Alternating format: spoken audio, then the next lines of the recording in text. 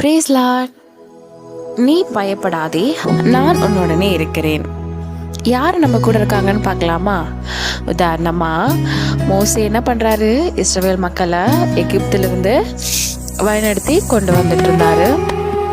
அப்போ பார்வோனோட சேனை என்ன பண்ணுது, 600 சேனைகள் என்ன பண்றாங்க, இஸ்ரவேல் மக்களை துரத்திட்டு பின்னாடி வந்துட்டு இருக்காங்க. முன்னாடி என்ன இருக்கு, செங்கடல் இருக்கு, பின்னாடி பார்வோனோட சேனை வருது. இஸ்ரவேல் மக்கள் என்ன பண்றாங்க, பயப்படுறாங்க, முணுமுணுத்தாங்க. எங்களுக்கு நாங்கள் அங்கேயே கொஞ்சம் நிம்மதியாக இருந்திருப்போம், இப்போ எங்களோட மரணத்தை நாங்கள் பார்க்க போகிறோம், இவ்வளோதான், எங்களோட வாழ்க்கை முடிஞ்சிச்சு, எங்களுக்கு முடிவே இல்லை, நாங்கள் அழிய போகிறோம், அவ்வளோதான், இதுக்கப்புறம் எங்களுக்கு எடுத்து வைக்கிறதுக்கு ஒரு வழி இல்லை, தேவன் எங்களை கைவிட்டாரு அப்படின்னு சொல்லி என்ன பண்ணுறாங்க, நிறைய முணுமுணுத்து கொண்டிருப்பாங்க. கண்டிப்பாக நம்ம கூட என்ன பண்ணுறோம், ஒரு சந்தர்ப்ப சூழ்நிலை தேவனை கூட என்ன பண்ணுறோம், அவ்வளோதான், தேவன் என்னை கைவிட்டார், எனக்கு ஒரு வழி இல்லை, நான் இப்படி தான் கஷ்டப்பட்டுட்ருக்கேன், நான் போராடிட்டுருக்கேன், தினம் எனக்கு இவ்வளோ போராட்டம் இருக்குது, எனக்கு வழியே இல்லை, அவ்வளோதான். யோசிச்சு பாருங்கள், முன்னாடி செங்கடல், பின்னாடி பார்வோனோட சேனை, வழியே இல்லை.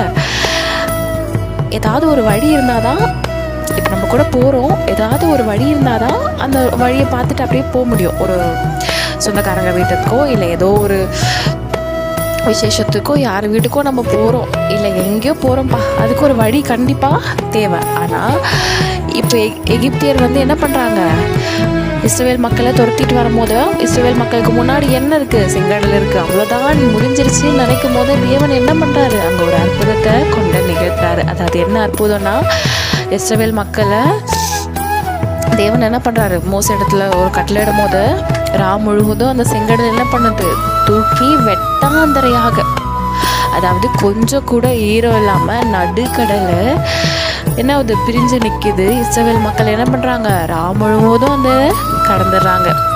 அப்போ கடல் எப்படி இருந்திருக்கும் பாருங்க, அந்த இருட்டில் அவங்க எப்படி கடந்திருப்பாங்க பாருங்க, அது எவ்வளோ பெரிய அற்புதமாக இருந்திருக்கும்ல.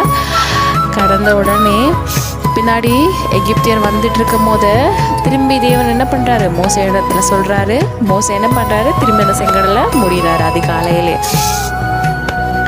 பிரியமானவர்களே, நீங்கள் கூட எவ்வளோ கஷ்டத்தில் இருக்கலாம், திருமண தடையாக இருக்கலாம், வாழ்க்கையில் பிரச்சனை இருக்கலாம், கடன் பிரச்சனை இருக்கலாம், மனசோர்வு இருக்கலாம், படிப்பில் பயந்துட்டு இருக்கலாம், இன்னும் என்னென்ன காரியத்தை கொண்டு என்ன பண்ணுறோம், உலக பிரகாரமாக நம்ம என்ன பண்ணுறோம், பயந்து கொண்டு இருக்கிறோம். கலங்காதீங்க, தேவன் என்ன பண்ணுறாரு பாருங்களேன், வழியே இல்லை, ஆனாலும் தேவன் என்ன பண்ணுறாரு, ஒரு வழியை உருவாக்கி அந்த வழியை நம்மளுக்கு என்ன பண்ணுறாரு, காண்பித்து வழி நடத்தி செல்கிறாரு. இது எவ்வளோ பெரிய அற்புதம். நீங்கள் கலங்காதீங்க.